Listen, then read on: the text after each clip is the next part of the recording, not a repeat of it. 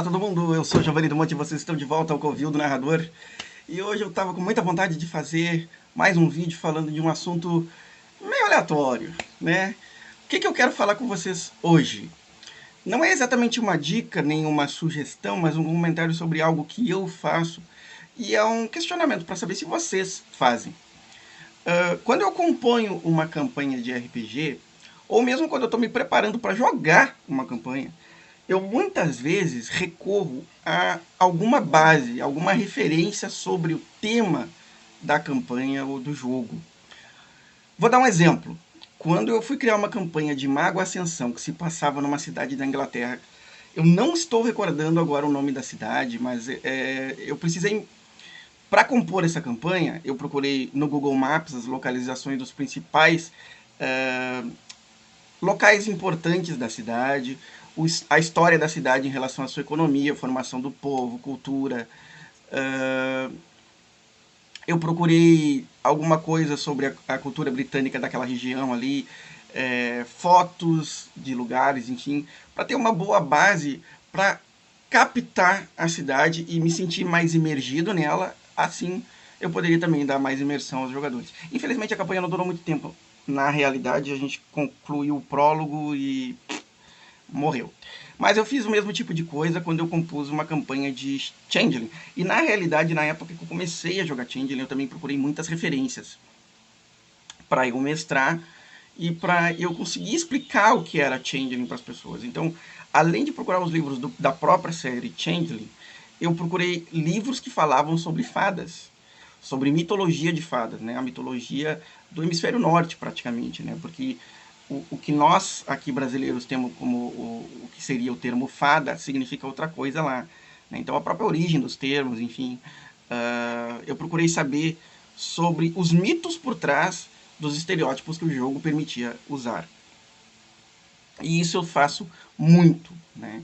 Às vezes eu faço menos, mas eu nunca deixo de fazer.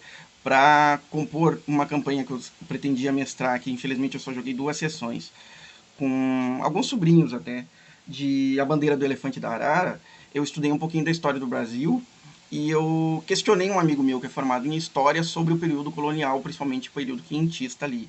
Ele me deu uma aula assim, ó, fenomenal. Recomendo para vocês, se algum dia vocês quiserem seguir no Instagram, no YouTube, o Alisson Antônio Severo de Moura. Ele tá de parabéns, ele é um baita professor para esse período. Ele me deu aula por WhatsApp, foi muito legal. E claro, ele me deu aula de graça porque a gente é amigo, né? E não foi uma aula completa, né? Foi 5 minutos de conversa ali para ele me dar referências, inclusive, né? Para eu ir buscar. E eu baixei um livro sobre uma viagem no tempo dos jesuítas, descrições oficiais de como eram as bandeiras. Eu baixei um livro sobre como eram as vilas naquela época. Enfim, eu dei uma boa estudada e me senti menos despreparado para poder mestrar uma campanha de A Bandeira do Elefante da Arara. Eu sempre faço esse tipo de coisa, eu procuro alguma base, alguma referência. O mesmo aconteceu, né, para dar o exemplo final, com as aventuras na Era Iboriana. Eu sempre fui fã de Conan, né? Até gostaria de contar uma história bem curiosa sobre isso, uma história particular, bem íntima, sobre Conan.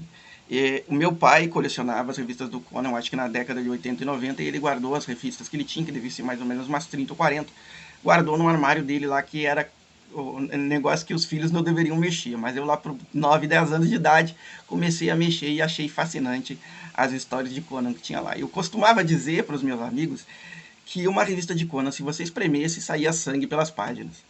Mas o mais interessante é que eram as capas, né? As capas da Espada Selvagem de Conan sempre tinha uma mulher pagando peitinho.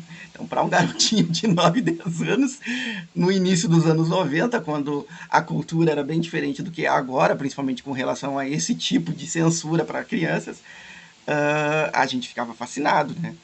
Mas eu mesmo, naquela época, já achava temeroso uma criança ler. Eu tinha essa consciência de que uma criança não deveria ler aquilo, então poucas foram as edições que eu tomei coragem de ler ou que eu me motivei a ler, até porque algumas ilustrações eu achava estranhas, os títulos das histórias me chamavam bastante atenção, então quando o título me chamava atenção eu escolhia ler aquela história. Enfim, depois que eu fui para a faculdade, eu acho até que um pouquinho antes, eu comecei a colecionar também.